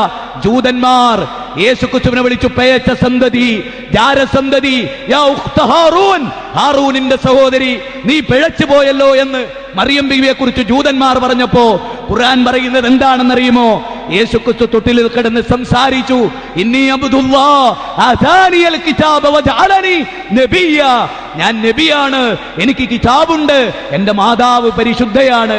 43 സ്ഥലത്ത് മറിയം ബീവിയുടെ പേര് പറഞ്ഞ ഖുർആനോ 2 സ്ഥലത്ത് മാത്രം, അതും ചില സ്ഥലത്ത് മോശമായി പരാമർശിച്ച ബൈബിളോ മറിയമിന്റെ കൂടെയും മാനവൈക്യത്തിന്റെ കൂടെയും നിന്നത് 19-ാമത്തെ അധ്യായം തന്നെ ഖുർആനിൽ സൂറത്ത് മറിയം. ഇന്നല്ലാഹ ഇസ്തഫാകി വതഹറകി വസ്തഫാകി അലാ നിസാഇൽ ആലമീൻ. ആനി ബസൻ, അമ്രുൽ ബർസാൻ, ആനി ബസന്റ്, ഇന്ത്യയുടെ വാനമ്പാടിയായ സരോജിനി നായിഡു, ഇവർ രണ്ടുപേരും പറയുന്ന ഒരു ഭാഗം അറിയോ? ഇസ്ലാം ഖുർആൻ ദൈവികമാണ് എന്നതിന് ഏറ്റവും വലിയ തെളിവ് മുഹമ്മദ് നബി ഏറ്റവും സ്നേഹിച്ച മകൾ ഫാത്തിമയെ, ആ ഫാത്തിമയുടെ പേരിൽ ഖുർആൻ ഒരു അധ്യായമില്ല. നബി ജീവനു തുല്യം സ്നേഹിച്ച ഖദീജയെ, അവരുടെ പേരിൽ ഒരു അധ്യായമില്ല. ഏതൊരു ഖബറിന്റെ സമീപത്തിരുന്ന് വിങ്ങിപ്പൊട്ടി ആ ചുറ്റുപാടുകൾ നബിയുടെ കരച്ചിൽ കൊണ്ട് മുഖരിതമായോ ആ ആമിന ബീവി എന്ന മാതാവിന്റെ പേര് ഖുർആനിലില്ല. മറിച്ചു മറിയം ബീവിയുടെ പേര് ഇന്നല്ലാഹ ഇസ്തഫാകി വതഹറകി വസ്തഫാകി അലാ നിസാഇൽ ആലമീൻ. ഇത് പഠിപ്പിക്കപ്പെടുമ്പോ ക്രിസ്ത്യാനികളോട് വിരോധമാണോ മുസ്ലിമിന്റെ മനസ്സിൽ എന്ന് മാത്രമല്ല, ലോകത്തുള്ള എല്ലാ ക്രിസ്ത്യാനികളും കൂടി ഒന്നിച്ചിരുന്ന് നബീനെ ചീത്ത വിളിക്കുന്നത് എല്ലാ സ്ക്രീനൂട്ട് ലോക മുസ്ലിമീങ്ങളെ കാണിച്ചാലും യേശുക്രിസ്തുവിനെ ഈമാനുള്ള ഏതെങ്കിലും ഒരു മുസ്ലിം ചീത്ത പറയോ? ഇല്ല. ഞങ്ങളെ പ്രവാചകനെ ചീത്ത പറഞ്ഞു എന്നതുകൊണ്ട് അവരെ ചൊടിപ്പിക്കാൻ യേശുക്രിസ്തുവിനെ ചീത്ത പറയോ? ചീത്ത പറഞ്ഞോ മുസ്ലിമാവോ? ചീത്ത പറഞ്ഞോ മുസ്ലിമാവോ? ഇല്ല. ഉറങ്ങാൻ കിടക്കുമ്പോ എല്ലാ മുസ്ലിങ്ങളും മനസ്സിലാക്കുക, ഇന്ന് പോയിട്ട് ഒന്നെടുത്ത് വലതുഭാഗത്തേക്ക് ചരിഞ്ഞു കിടക്കുമ്പോ ചെല്ലാൻ പഠിപ്പിച്ച ചില ആയത്തുകളിൽ ഒരായത്ത് എന്താ? ആമനർ റസൂലു ബിമാ ഉൻസില ഇലൈഹി മിർ റബ്ബിഹി വൽ മുഅ്മിനൂൻ കുല്ലും ആമന ബില്ലാഹി വമലായികതിഹി വകുതുബിഹി വറുസുലി ലാ നുഫർരിഖു ബൈന അഹദിൻ മിർ റസുൽ. ഒരു നബിമാർക്കിടയിൽ ഞങ്ങൾ ഭിന്നത കൽപ്പിക്കുന്നില്ല. മാത്രാണോ? ഞാൻ ലളിതമായൊന്ന് ചോദിച്ചോട്ടെ, മുഹമ്മദ് നബിയുടെ പേര് കേൾക്കുമ്പോൾ ഒരു ക്രിസ്ത്യാനിക്ക് ചൂടാകുകയാണോ ചെയ്യുക? വമ്പിച്ച സ്നേഹം ഉണ്ടാകുകയാണോ ചെയ്യുക? എന്തുകൊണ്ട് അവൻ ഉണ്ടാവണില്ല? പ്രവാചകനെ പറ്റി അവന്റെ മനസ്സിലെ പ്രതിബിംബം അതാണ്, അങ്ങനെ ഉണ്ടാക്കി വെച്ചു. നേരെ മറിച്ച് ഈസാ നബിയുടെ പേര് കേൾക്കുമ്പോൾ ഒരു മുസ്ലിമിന് എന്താ ഉണ്ടാവുക? അങ്ങേയറ്റത്തെ സ്നേഹം. നബിയുടെ ഇടയിൽ ഭിന്നിപ്പുണ്ടാവും? ഉണ്ടാവില്ല എന്ന് മാത്രമല്ല, പ്രാർത്ഥിക്കണവൻ മുസ്ലിം പ്രാർത്ഥിക്കാണ് ജീസസ് ക്രൈസ്റ്റിനെ. ഞാൻ അങ്ങനെ പറയുന്നത് ക്രൈസ്തവർക്ക് മനസ്സിലാവാനാണ്. ക്രൈസ്തവർക്ക് അതുപോലും ക്ലിപ്പിംഗ് കിട്ടു പേരോട്. അത് പറഞ്ഞപ്പോ കണ്ടോ, ഈസാ നബീന്റെ പേര് കേൾക്കുമ്പോൾ സലാത്ത് എല്ലാനാ പറഞ്ഞ് ജീസസ് ക്രൈസ്റ്റിന്റെ. കണ്ടോ, ക്ഷീരമുള്ളോരകിടിൻ ചുവട്ടിലും ചോര തന്നെ കൊതുകിന് കൗതുകം, അല്ലെ? ക്ഷീരമുള്ളോരകിടിൻ ചുവട്ടിലും ചോര തന്നെ കൊതുകിന് കൗതുകം എന്ന് വെറുതെ പറഞ്ഞല്ല. ആ കൊതുകാരാ? അതാണ് ക്ലിപ്പിങ്ങിന്റെ പേര്, അല്ലേ? ആലോചിച്ചു നോക്കിയേ. ഈ ഇദ്ദേഹത്തിന്റെ ഈസാ നബിയുടെ പേര് കേൾക്കുമ്പോൾ ഒരു മുസ്ലിം പ്രാർത്ഥിക്കണോ? പിന്നല്ലേ ദേഷ്യപ്പെടുക, പണ്ടാരബാഹൻ എന്ന് ചിന്തിക്കുക? അങ്ങനത്തെ ഒരു മനസ്സൊരു മുസ്ലിമിനുണ്ടോ? യേശുക്രിസ്തുവിന്റെ പേര് കേട്ടാ മുസ്ലിം ഉടനെ പറയണം അലൈഹിസ്സലാത്തു വസ്സലാം, നാഥാ യേശുക്രിസ്തുവിന് നീ രക്ഷയും സമാധാനവും നൽകണേ. ലോകത്തേതെങ്കിലും ഒരു ക്രിസ്ത്യാനി, ലോകത്തിലേതെങ്കിലും ഒരു ജൂതൻ മുഹമ്മദ് നബിയുടെ പേര് കേൾക്കുമ്പോൾ പ്രാർത്ഥിക്കുന്നത് പോയിട്ട് നല്ലത് ചിന്തിക്കോ? നല്ലത് ചിന്തിക്കോ? ഇല്ല. അങ്ങനെയുള്ള ഇസ്ലാം ആലിമ്രാനിലൊരു ആയത്തുണ്ട്, നമ്പർ എനിക്ക് ഓർമ്മല്ല. മുസ്ലിങ്ങളെ, നിങ്ങളുടെ കാര്യം അത്ഭുതമാണ്. നിങ്ങൾ അവരെയും അവരുടെ പ്രവാചകന്മാരുടെ വേദത്തെയും വിശ്വസിക്കുന്നു, അവരാകട്ടെ അവരുടെ പ്രവാചകനായ മുഹമ്മദ് നബിയെ തള്ളിക്കളയുന്നുവല്ലോ എന്ന് പറയുന്നൊരു വാചകം വല്ലാത്തതാണ്, അത്ഭുതമാണ്. മുഹമ്മദ് നബി സല്ലല്ലാഹു അലൈഹി വസല്ലമ പ്രവാചകൻ മൂസാ നബിയോ അങ്ങോ കൂടുതൽ, അതിൽ പോലും നബി. ഞാനോ മൂസാ നബി എത്രത്തോളം അറിയോ? ഞാൻ വായിച്ച എന്റെ ഓർമ്മയിൽ നിന്ന് പറയാൻ, ഉയർത്തെഴുന്നേൽപ്പിന്റെ നാളിൽ ആദ്യമായി എഴുന്നേൽപ്പിക്കുക റസൂലിനെയാ. റസൂൽ എഴുന്നേൽക്കുമ്പോൾ തന്നെ മൂസാ നബീനെയും കണ്ടു. അതുകൊണ്ട് അവരിൽ ആരാ? അത്ര വരെ മൂസാ നബിയുടെ പേര് കേൾക്കുമ്പോൾ അലൈഹിസ്സലാത്തു വസ്സലാം എന്ന് പ്രാർത്ഥിക്കണോ? ഇനിയോ ഏറ്റവും പ്രധാനമായ ഒരു പോയിന്റ് പറയാം. എന്താണെന്നറിയോ? ഞാൻ എറണാകുളത്ത് നിച്ച് ഓഫ് ട്രൂത്ത്, ആലപ്പുഴയിലുണ്ട്, തിരുവനന്തപുരത്തുണ്ട്, കോട്ടയത്തുണ്ട്, അതുപോലെ കണ്ണൂരുണ്ട്, കോഴിക്കോടുണ്ട്. ഈ നിച്ച് ഓഫ് ട്രൂത്തിന്റെയും ഇസ്ലാമിക സ്ഥാപനങ്ങളിൽ ലൈബ്രറിയിലും യേശുക്രിസ്തു മഹാനായ പ്രവാചകൻ എന്ന പുസ്തകം കാണാം. അദ്ദേഹത്തിന്റെ പേരിൽ അനവധി കേസറ്റുകൾ കാണാം. അദ്ദേഹത്തെ ഏറ്റവും കൂടുതൽ മഹത്വവൽക്കരിച്ച് പ്രസംഗിച്ച മുസ്ലിം പണ്ഡിതന്മാരുടെ കേസറ്റ് കാണാം. മുഹമ്മദ് നബിയെ കുറിച്ച് നല്ല നിലക്ക് എഴുതിയ ഒരു ക്രിസ്തീയ ലഘുലേഖ ലോക ചരിത്രത്തിലുണ്ടോ? ഇല്ല. എന്തേ ഇല്ലാത്തത്? എന്നിട്ട് എല്ലാരും പറയലെന്താ? സ്നേഹത്തിന്റെ മാലാകമാരാണവർ, അല്ലേ? നബി സല്ലല്ലാഹു അലൈഹി വസല്ലമയുടെ കാർട്ടൂൺ പ്രസിദ്ധീകരിച്ചപ്പോ ഞങ്ങൾക്ക് ചൂടായത് എന്തേ? നബി കരീം സല്ലല്ലാഹു അലൈഹി വസല്ലമയുടെ ചിത്രം ഉണ്ടാക്കി അതിൽ ഞങ്ങൾ സന്തോഷിക്കല്ല വേണ്ട, അത് ഉണ്ടാക്കിയതാ ഞങ്ങൾ ദുഃഖിച്ചത്, ഞങ്ങൾ അനുവദിച്ചില്ല. ഇസ്ലാമിനെ സംബന്ധിച്ചിടത്തോളം അതാണ്. അപ്പൊ ഇവിടെ നമ്മൾ ആലോചിക്കുക, ഇസ്ലാം എവിടെ നിൽക്കുന്നു, ഈ സമുദായം എവിടെ നിൽക്കുന്നു, ഈ വിഷയത്തിൽ ഇസ്ലാമിന്റെ കാഴ്ചപ്പാട് ഇതാണ്. ഇനിയോ ഇസ്ലാം ഇവിടുത്തെ ഏത് തുറന്ന ഹൃദയത്തോടെ പറയാണ് ഞാൻ, വളരെ തുറന്ന ഹൃദയത്തോടെ ഏതാനും സമയം അവിടെ നിങ്ങൾ ആലോചിച്ച് നോക്കൂ. ഒരു അമുസ്ലിമിന്റെ വീട്ടിലേക്ക് കയറി ചെല്ലാൻ മുസ്ലിമിനെ പോലെ സ്വാതന്ത്ര്യമുള്ളവരാരാ? വിശിഷ്യ മുജാഹിദുകളെ പോലെ. ഒരു എന്റെ വീടിന്റെ തൊട്ടടുത്ത് ദേവദാസൻ മാഷ് റിട്ടയർഡാ, അദ്ദേഹം വീട്ടിൽ വന്നു. അദ്ദേഹത്തിന്റെ ഒരു പേഴ്സണൽ ആവശ്യത്തിന് വീട്ടിൽ വന്നു. ഞാൻ അദ്ദേഹവുമായി ഒരു 15 മിനിറ്റ് സംസാരിച്ചു. അദ്ദേഹം ഏകദൈവ വിശ്വാസം, ഇസ്ലാമിന്റെ ഏകദൈവ വിശ്വാസമാണ് ഞാൻ സംസാരിച്ചത്. ആ 15 മിനിറ്റ് കഴിഞ്ഞപ്പോൾ അദ്ദേഹം എന്റെ മുഖത്തേക്ക് നോക്കി ചിരിച്ചിട്ട് എനിക്കൊരു ചെറിയ സംശയം, നിങ്ങൾ പറഞ്ഞതാണ് ഇസ്ലാമിന്റെ ഏകദൈവ വിശ്വാസമെങ്കിൽ ഈ തൊട്ടടുത്ത CM മക്കാമിൽ വിഗ്രഹാരാധന ഇല്ല നടക്കണതെന്ന് ചോദിച്ചായിരുന്നു. ഞാൻ എന്താ അയാളോട് പറയാ? ഞാൻ പറഞ്ഞു അതെ, ഖബർ ആരാധിക്കപ്പെട്ട ബിംബായി. റസൂലാണ് വിശദീകരിക്കുന്നത്. റസൂലിന്റെ വിശദീകരണമാണ് എന്ത്? ഖബർ ബിംബാവുന്നു. എന്താ ബിംബത്തോട് ചെയ്യുന്ന പണി ഖബറിനോട് ചെയ്താൽ മതി, ബിംബത്തോട് ചെയ്യുന്ന പണി ഖബറിനോട് ചെയ്താൽ മതി, ഖബറും ബിംബമാകും. റസൂലിന്റെ പ്രാർത്ഥനയാണ്, ഗൗരവപ്പെട്ട പ്രാർത്ഥനയാണ്. അപ്പൊ അദ്ദേഹം ചോദിച്ചു, CM മക്കാമിൽ ഞങ്ങൾ ഉയർത്തി വെച്ച വിഗ്രഹത്തിന് മുമ്പിൽ സുജൂദ് ചെയ്യുന്നു, സാഷ്ടാംഗം പ്രണമിക്കുന്നു, നിങ്ങളുടെ ആളുകൾ കിടത്തി വെച്ച വിഗ്രഹത്തിൽ ഇത് രണ്ടും തുല്യമല്ലേ? ഈ രണ്ട് മനോഗതവും തുല്യമല്ലേ? അതെ ആണ്. എന്തുകൊണ്ട്? കെ പരമേശ്വരൻ പിള്ള എഴുതിയ ഹിന്ദുധർമ്മ പരിചയത്തിന്റെ 148-ാമത്തെ പേജ് പറയുന്നതറിയോ? ഞങ്ങൾ വിശ്വസിക്കുന്ന ദേവീ ദേവന് ഒരു പുൽക്കൊടി നീക്കടെ പടച്ചോൻ കൈ കൊടുക്കണമെന്നാ. അതേ വിശ്വാസമാണ് കാര്യത്തിൽ ഇവിടുത്തെ സമസ്തക്കാർക്കുള്ളത്. സഹോദര, ഈ ഒരു അവസ്ഥ ഉള്ള ഒരു അമുസ്ലിമിന്റെ വീട്ടിൽ സുന്നി കയറി ചെന്നാൽ, അതാണ് ഞാൻ പറയുന്നത്, ഒരു സമസ്തക്കാരൻ കയറി ചെന്നാൽ എന്താ പറയാ? ബാലേട്ടൻ പറയാം, ആദ്യം പോയിട്ട് നീ മുസ്ലിമായി, എന്നിട്ട് എന്നോട് ദൈവവിശ്വാസം പറ. ഇസ്ലാം എന്നതാണെങ്കിൽ നിന്റെ വിശ്വാസത്തിലും ശിർക്കുണ്ട് എന്ന് അവർ പറയുന്നു. അവർക്കും മനസ്സിലായി ഇസ്ലാമിന്റെ തൗഹീദ് ഇതാണ്, മുസ്ലിങ്ങൾക്കിടയിൽ ശിർക്കുണ്ട്. ഇനിയാണ് ഞാൻ പറയുന്ന പോയിന്റ് നിങ്ങൾ ശ്രദ്ധിക്കേണ്ടത്. ഈ ആളുകളുടെ വീട്ടിലേക്ക് സ്വതന്ത്രമായി കയറി ചെല്ലാൻ പറ്റുന്നവരാണ് ആര്? ഇപ്പോ ഒരു നേരത്തെ സൂചിപ്പിച്ചതിന്റെ ഒരു ബാക്കി പത്രം ചേർത്ത് പറയാൻ ഞാൻ, ജമാഅത്തെ ഇസ്ലാമി രാഷ്ട്രീയ സംഘടന രൂപീകരിക്കാൻ പ്രഖ്യാപിച്ചു. രാഷ്ട്രീയ സംഘടന രൂപീകരിച്ചിട്ട് ഇവിടുത്തെ അതിന്റെ ലഘുലേഖയിലും ആരിഫ് അലിയുടെ പത്രത്തിൽ ഇതെവിടെ അതിൽ അദ്ദേഹം ഒരു കാര്യം പറയുന്നുണ്ട്. ജമാഅത്തെ ഇസ്ലാമി രൂപീകരിക്കപ്പെടുന്ന രാഷ്ട്രീയ സംഘടന മുസ്ലിങ്ങളുടെ മോക്ഷത്തിന് വേണ്ടിയുള്ള സംഘടനയല്ല, മറിച്ച് എല്ലാവരെയും ഉൾക്കൊള്ളുന്ന. അങ്ങനെ ആവുമ്പോൾ ഒരു മുസ്ലിമിന്റെ വീട്ടിലേക്ക് കയറി ചെല്ലുമ്പോൾ അവര് ജനാധിപത്യം, മതേതരത്വം, ഒരു താത്വിക വിശകലനം എന്നുള്ള പുസ്തകം എടുത്ത് വെച്ചിട്ട് ചോദിക്കും, അല്ല നിങ്ങളൊരു രാഷ്ട്രീയ പാർട്ടി രൂപീകരിച്ചല്ലോ, ആധുനിക ജനാധിപത്യ മതേതരത്വം ഇസ്ലാമിനും ഈമാനിനും ഘടകവിരുദ്ധമാണ് എന്ന് എഴുതി ഇതുമായി നിങ്ങൾ ഏത് ജനാധിപത്യത്തിലെ ഭരണമാണ് നിങ്ങൾ ഇവിടെ നടത്താൻ വരുന്നത്? ജമായത്തിനും രക്ഷല്ല മുസ്ലിങ്ങൾക്കിടയിൽ, മുജാഹിദുകൾക്ക് ചെല്ലാം. അത് പറയാനാ അത് പറഞ്ഞു, മുജാഹിദുകൾക്ക് ചെല്ലാം. അഥവാ യഥാർത്ഥ ഇസ്ലാമിനെ പ്രതികരിക്കുന്ന ഈ സംഘത്തിന് RSSകാരന്റെ വീട്ടിലേക്ക് കയറി ചെന്ന് ഗോപാലൻകുട്ടി മാഷ് 6 മണിക്കൂർ ഇരുത്തി സംവാദം നടത്തിയവരാണ് നമ്മൾ. വേറുള്ളവർക്ക് സാധിക്കില്ല. ആ സംവാദത്തിൽ നമ്മളെ സംബന്ധിച്ചിടത്തോളം ശുദ്ധമായ ഏകദൈവ വിശ്വാസം നമ്മൾ അറിയും. സൂര്യനെയും ചന്ദ്രനെയും എല്ലാം നിയന്ത്രിക്കുന്ന ഒരു സൃഷ്ടാവ്, ഇതാണ് നമ്മൾ ആളുകളോട് പറയും.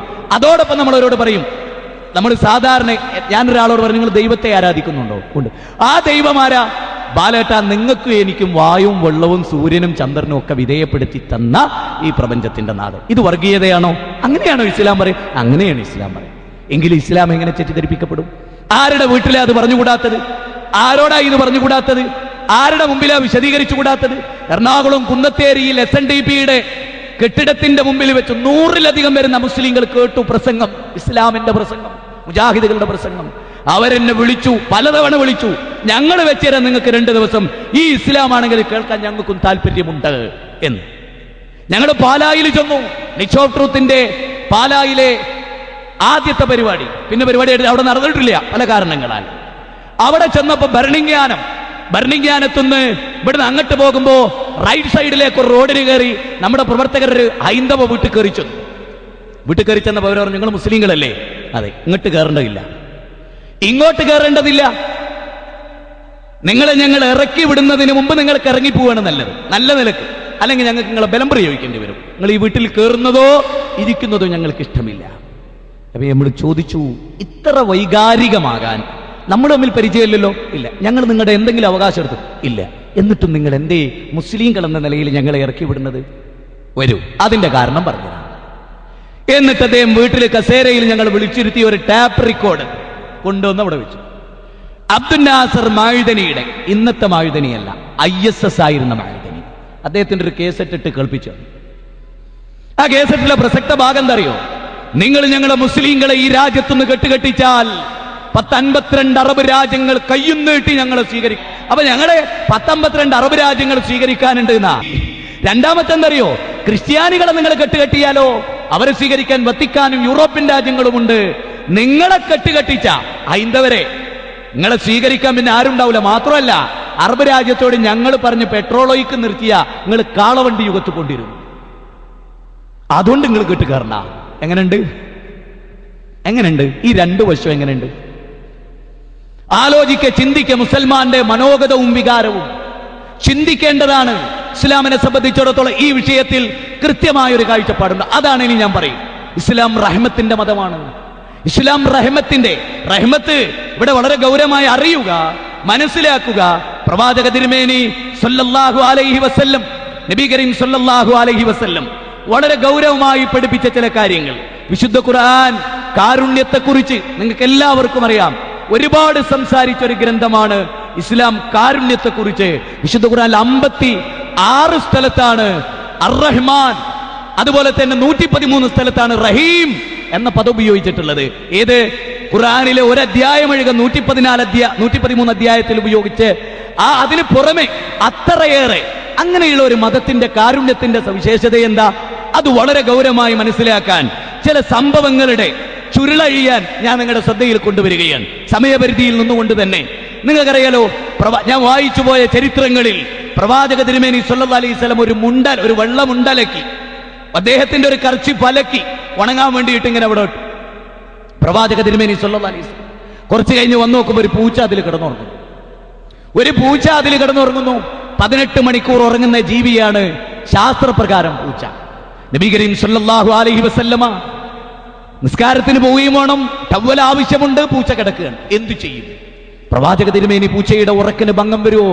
ആശങ്കയായി, ബേജാറായി. കാരുണ്യമായിരുന്നു ആ ജീവിതം. പ്രവാചക തിരുമേനി എന്തു ചെയ്തു എന്നറിയുമോ? പൂച്ച ഉറങ്ങട്ടെ, എനിക്ക് തട്ടവും എടുക്കണം. അതുകൊണ്ട് പൂച്ച കിടന്ന ഭാഗം ഒഴികെ ബാക്കി ഭാഗം പ്രവാചകന് കട്ട് ചെയ്ത് ബാക്കിയെടുത്തു. പറയൂ, ഒരു പൂച്ചയുടെ ഉറക്കിന് ഭംഗം വരരുത് എന്ന് ചിന്തിച്ച പ്രവാചകന് ആയുധമേന്തി മറ്റു മനുഷ്യരുടെ നേരെ നടന്നു നീങ്ങാൻ കഴിയുമോ? ഉറങ്ങിക്കിടക്കുന്ന മനുഷ്യരെ മർദ്ദിക്കാൻ കഴിയുമോ? ഉറങ്ങിക്കിടക്കുന്നവരെ കൊല്ലാൻ കഴിയുമോ? പറയൂ നിങ്ങൾ. ഒരു പൂച്ചയുടെ ഉറക്കിന് ഭംഗം വരരുത് എന്ന് കരുതി സ്വന്തം തട്ടം മുറിച്ചെടുത്ത പ്രവാചക തിരുമേനിക്ക് എന്ന് പഠിപ്പിച്ച ഖുർആനിലെ 21-ാം അധ്യായം 107-ാമത്തെ വചനപ്രകാരം ലോകത്തിന് മുഴുവനും കാരുണ്യമായ പ്രവാചക തിരുമേനി സല്ലല്ലാഹു അലൈഹി വസല്ലം പഠിപ്പിച്ച ഈ സിദ്ധാന്തത്തിന് സാധിക്കുമോ? ലഖദ് കാന ലക്കും ഫീ റസൂലില്ലാഹി ഉസ്വത്തുൻ ഹസന.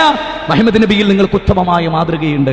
കാസർഗോഡ് പള്ളിയുടെ പരിസരത്ത് ആരോ ഒരു പയ്യൻ മൂത്രയിച്ചു എന്ന് പറഞ്ഞിട്ടാണ് 4 ആൾ അവിടെ കൊല്ലപ്പെട്ടത്. അറിയില്ലേ? മസ്ജിദുൻ നബവിയിൽ ഒരു ഇസ്ലാമിന്റെ പുറത്തുള്ള ഒരാള്, ഒരു മുസ്ലിം മൂത്രമൊഴിച്ചു. സഹാബികൾ പ്രതികരിച്ചു. മൂത്രയിച്ചപ്പോൾ സഹാബികൾ കോപാകുലരായി. പ്രവാചക തിരുമേനി സല്ലല്ലാഹു അലൈഹി വസല്ലം പറഞ്ഞു, എന്ത്? അരുത്, അദ്ദേഹത്തിന്റെ മൂത്രം മുറിച്ചു കളയരുത് എന്ന് പ്രവാചക തിരുമേനി സല്ലല്ലാഹു അലൈഹി വസല്ലം. നമ്മളാണെങ്കിലോ അരുത്, മൂത്രയിക്കാൻ ഇനി ഒരിക്കലും അവർക്ക് സാധനം ഉണ്ടാകരുത്, കട്ട് ചെയ്ത് കളാ എന്നായിരിക്കും നമ്മുടെ പ്രഖ്യാപനം. പ്രവാചകൻ പറയുന്നത് ഒഴിക്കട്ടെ, സർവത്ര ഒഴിക്കട്ടെ, സന്തോഷിക്കട്ടെ.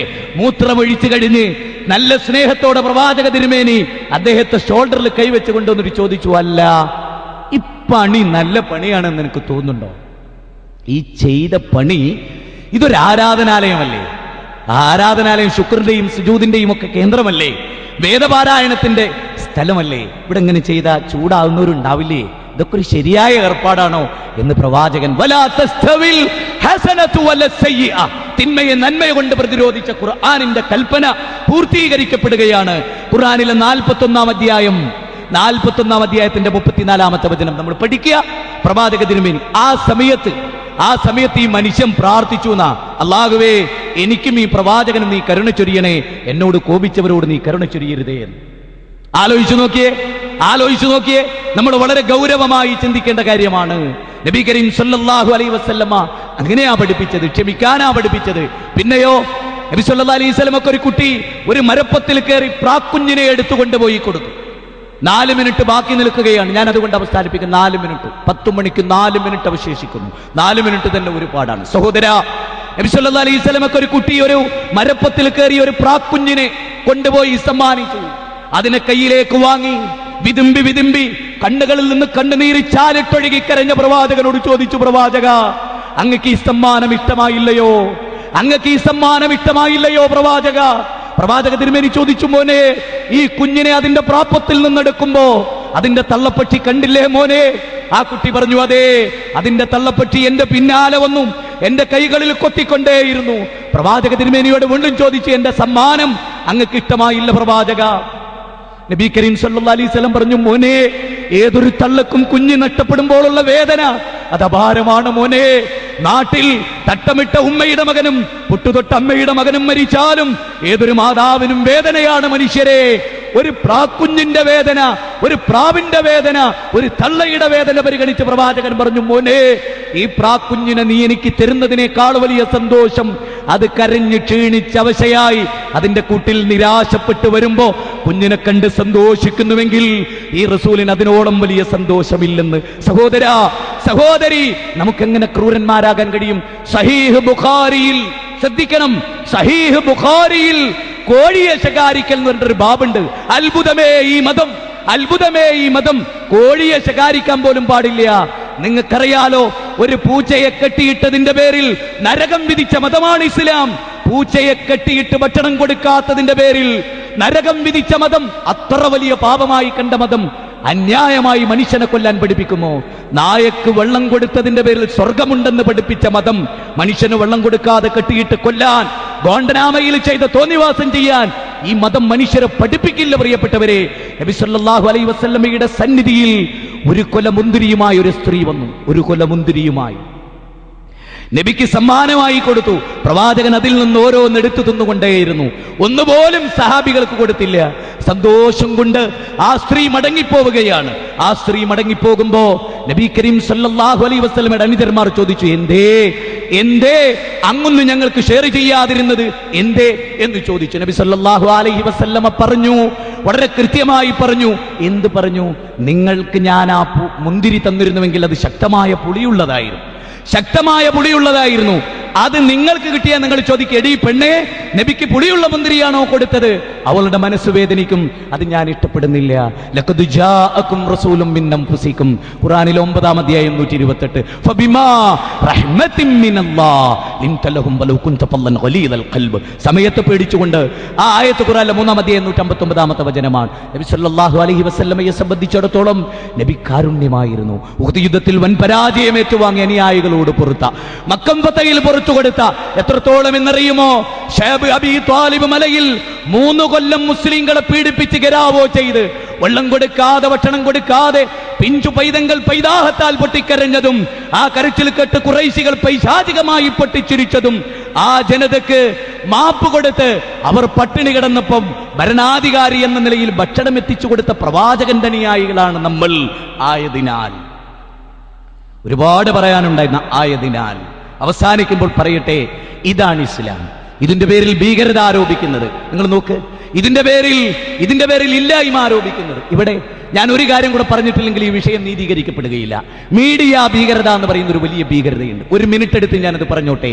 പത്രങ്ങൾ നടത്തുന്ന ഭീകര പ്രവർത്തനങ്ങൾ, മുത്തശ്ശി പത്രങ്ങൾ, കേരള കൗമുദി കാശ്മീർ ബന്ധവുമായി മുസ്ലിങ്ങളുടെ പ്രശ്നം ചർച്ച ചെയ്തപ്പോ ഭീമാപള്ളിയിലെ മുഹമ്മദ് റാഫി എന്ന് പറയുന്ന അങ്ങ് നമ്മുടെ പത്തനംതിട്ടയിൽ ലോട്ടറി വിറ്റു എന്ന് പറയുന്ന പയ്യനെ കുറിച്ച് കേരള കൗമുദി എഴുതിയ വാചകം എന്താ അറിയോ? അന്തർവാഹിനി കപ്പൽ ഓടിക്കാൻ കഴിവുള്ളവനായിരുന്നു ഈ വ്യക്തി. കടലിലൂടെ വലിയ വാഹനങ്ങൾ ഓടിക്കാൻ കഴിവുള്ളവർ. പിറ്റേന്നോ ഈ വ്യക്തിയെ ഞങ്ങൾക്കറിയാം, സൈക്കിൾ ഓടിക്കാൻ അറിയില്ല. സൈക്കിൾ ഓടിക്കാൻ കേരള കൗമുദി ഇപ്പോൾ ഫാസിസ്റ്റുകൾക്ക് വേണ്ടി പേന ഉന്തുന്നു. മാതൃഭൂമി മെനയാന്ത മാതൃഭൂമിയായത്. മാതൃഭൂമി പത്രത്തോടും പത്രാധിപന്മാരോടൊക്കെ ഞങ്ങൾക്ക് പറയാൻ നോക്കൂ, ഇതിലൊരു പാരഗ്രാഫ് വായിച്ചുകൊണ്ട് ഞാൻ എന്റെ വിഷയം അവസാനിപ്പിക്കുകയാണ്. നോക്കൂ, RSSകാർ അക്രമങ്ങളും മറ്റും നടത്താറില്ല എന്ന് പറഞ്ഞാൽ കേരളത്തിലുള്ളവർ വിശ്വസിക്കുകയില്ല. സംഘർഷത്തിന്റെ ചരിത്രം തന്നെ ഇവിടെ അതിനുണ്ട്. 1970കളുടെ അവസാന പാദത്തിൽ അത് സംസ്ഥാനമെമ്പാടും കാണാറായിരുന്നു. മാർക്സിസ്റ്റ് പാർട്ടിയുമായുള്ള പ്രശ്നങ്ങളാണ് ഏറെയും. ചിലയിടങ്ങളിൽ മുസ്ലിം സംഘടനകളുമായി അവ ഏറ്റുമുട്ടാറുണ്ട്. പിന്നീട് അത് ഏതാണ്ട് കണ്ണൂരിലേക്ക് ഒതുങ്ങി. അത്തരം സംഭവങ്ങൾ RSS എന്ന് പലപ്പോഴും നിർബന്ധിതമായി തീരുകയാണ്. ഏതുപോലെ ജീവിക്കാൻ വേണ്ടിയുള്ള പോരാട്ടം എന്നൊക്കെ വേണമെങ്കിൽ അതിനെ വിശേഷിപ്പിക്കാം. ഇരിക്കാനേ പറഞ്ഞുള്ളൂ. മാതൃഭൂമി കിടന്നു നിരങ്ങുന്ന വിധേയത്വം കാണിക്കുകയാണ്. അവരന്ന് ബോംബ് ഉണ്ടാക്കിയിട്ടുണ്ടാവാം, വേണമെങ്കിൽ അവരന്ന് ബോംബുണ്ടാക്കിയിട്ടുണ്ടാവാം, ബോംബ് എറിഞ്ഞിട്ടുമുണ്ടാവാം. അതൊക്കെ ചില വേളകളിൽ അതിനുമപ്പുറം പലതും സംഭവിച്ചിട്ടുണ്ടാവാം, ചില വേളകളിൽ അതിനുമപ്പുറവും സംഭവിച്ചിട്ടുണ്ടാകാം. അതൊക്കെ നേത്രം അറിഞ്ഞുകൊണ്ടുമാവാം. എത്രയോ ചുറുചുറുക്കുള്ള സ്വയം സേവകരെ ഇതിനിടയിൽ സംഘപരിവാറിന് നഷ്ടമായി. മറ്റേതൊരു പ്രസ്ഥാനത്തെയും പോലെ സംഘപരിവാറിന്റെ തലപ്പത്തും പലതരക്കാരുണ്ടാവാം. ഒരു സംഘടനയാകുമ്പോൾ അങ്ങനെയാണല്ലോ. അതിനർത്ഥം RSSും സംഘപരിവാറും ഭീകര പ്രസ്ഥാനമാണെന്നല്ല. സ്നേഹത്തിന്റെയും സാഹോദര്യത്തിന്റെയും ഭാഷയാവണം പ്രവർത്തന ശൈലിയുടെ അടിസ്ഥാനമെന്നാണ് അണികളെ RSS കേൾപ്പിക്കാറുള്ളത്. ദേശപ്രേമത്തിന്റെ ഈരടികളാണ് അവരിലൂടെ ജനങ്ങൾക്ക് കിട്ടിക്കൊണ്ടിരിക്കുന്നത്. ഞാനൊന്ന് ചോദിച്ചു കൊള്ളട്ടെ, ഗുജറാത്തിന്റെ മണ്ണിൽ 60-ലധികം സ്ത്രീകളുടെ ഗർഭപാത്രം വളർന്ന് തൃശൂരത്തിൽ കുത്തിയ സ്നേഹമാണോ സംഘചാലക ശക്തികൾ പ്രസംഗിക്കുന്നത്? ഒരു പിഞ്ചു ചെറുപ്പക്കാരനെ കൊന്നു നുറുക്കിയ പോലീസുകാർക്ക് ഭീകരവാദം പകർന്നു കൊടുത്ത രാജ് താക്കറെയും ബൽ താക്കറെയും സ്നേഹത്തിന്റെ സന്ദേശമാണോ പ്രചരിപ്പിക്കുന്നത്? പക്ഷേ മാതൃഭൂമി അവർക്ക് വേണ്ടി പേനയുണ്ടുകയാണ്. മീഡിയ ഭീകരതയാണ് ലോകത്തിലെ ഏറ്റവും വലിയ ഭീകരത എന്ന തിരിച്ചറിവും നീതിനിഷ്ഠമായി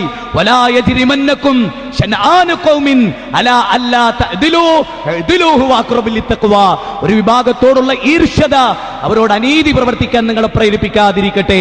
ഖുർആനിൽ 5-ാം അധ്യായം 8-ാമത്തെ വചനം. സഹോദരങ്ങളെ, ഇതൊരു തുടർ ചർച്ചയായി എല്ലാ ഭാഗത്തും വരട്ടെ എന്ന പ്രത്യാശയോടെയും പ്രാർത്ഥനയോടെയും. സ്നേഹമാണ് നമ്മുടെ മുഖമുദ്ര. സ്നേഹത്തിലാണ് നമ്മൾ മുന്നോട്ട് പോകുന്നത്. മനുഷ്യരെ സ്നേഹിച്ച് കീഴ്പ്പെടുത്തുന്ന മഹത്തായ ഒരു തത്വശാസ്ത്രം പ്രഘോഷണം ചെയ്ത ദൈവപ്രോക്ത മതത്തിന്റെ വക്താക്കളെ, മുസ്ലിങ്ങളെ, ഈ ലോകത്ത് ജീവിക്കുന്ന സകല മനുഷ്യരോടും നമുക്കൊരു ബാധ്യതയുണ്ട്. അത് സ്നേഹത്തിന്റെ ദാവത്തിന്റെ ബാധ്യതയാണ്. അത് നശിച്ചു കാണാനാണ് ഇവിടെ ആഗ്രഹിക്കുന്നത്. അള്ളാഹു അജണ്ട നിശ്ചയിച്ചൊരു പ്രസ്ഥാനത്തിന് ഫാസിസം അജണ്ട നിശ്ചയിക്കുന്ന ദയനീയമായ കാഴ്ച, സാമ്രാജ്യത്വ ശക്തികൾ അജണ്ട നിർണ്ണയിക്കുന്ന ദയനീയമായ കാഴ്ച. അവരുടെ അജണ്ട അനുസരിച്ച് പ്രവർത്തിക്കേണ്ടവരല്ല, അള്ളാഹുവിന്റെ അജണ്ട അനുസരിച്ച് പ്രവർത്തിക്കേണ്ടവരാണ് നമ്മൾ. അള്ളാഹു നമ്മെ അനുഗ്രഹിക്കുമാറാകട്ടെ. എല്ലാവിധ തിന്മകളിൽ നിന്നും അള്ളാഹു നമ്മെ കാത്തുരക്ഷിക്കുമാറാകട്ടെ. സത്യത്തിന് വേണ്ടി ജീവിച്ച് സത്യമാണെന്ന് ബോധ്യപ്പെട്ടാൽ ആർജവത്തോടെ അത് സ്വീകരിച്ച് മുന്നോട്ട് നീങ്ങാൻ അള്ളാഹു നമ്മെ എല്ലാവരെയും അനുഗ്രഹിക്കുമാറാകട്ടെ. ന്യൂനപക്ഷ തീവ്രവാദങ്ങളിൽ നിന്നും ഭൂരിപക്ഷ തീവ്രവാദങ്ങളിൽ നിന്നും അള്ളാഹു നമ്മെ കാത്തുരക്ഷിക്കുമാറാകട്ടെ. റബ്ബനാ ഹബ് ലനാ മിൻ അസ്വാജിനാ വദുർരിയാതിനാ ഖുർറത അഅ്യുൻ വജഅൽനാ ലിൽ മുത്തഖീന ഇമാമാ. റബ്ബനാ ലാ തുസ്ഗിഹ് ഖുലൂബനാ ബഅദ ഇദ് ഹദൈതനാ വഹബ് ലനാ മിൻ ലദുൻക റഹ്മ ഇന്നക അൻതൽ വഹാബ്. റബ്ബനാ ആതിനാ ഫിദ് ദുനിയ ഹസന വഫിൽ ആഖിറതി ഹസനത വഖിനാ അദാബന്നാർ. ആമീൻ ബിറഹ്മതിക യാ അർഹമർ റഹീമീൻ. അസ്സലാമു അലൈക്കും വറഹ്മത്തുള്ളാഹി വബറകാതുഹു.